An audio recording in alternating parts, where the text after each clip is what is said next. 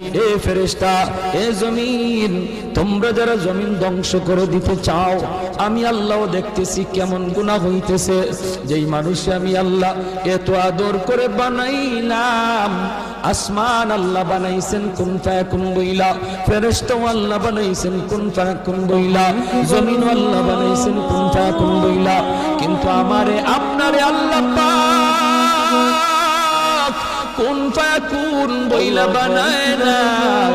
আমাকে আপনাকে যখন আল্লাহ বানাইছে, খালাকতু বিয়াদাইয়া, আল্লাহ বলে আমি আমার নিজের হাত দিয়া বান্দা বান্দিরে বানাইছি। কারণ এই চেহারার মধ্যে এত দামি কপাল, ওই কপাল দিয়া বান্দা আমার কুদরতি কদমে সাজদা দিবে।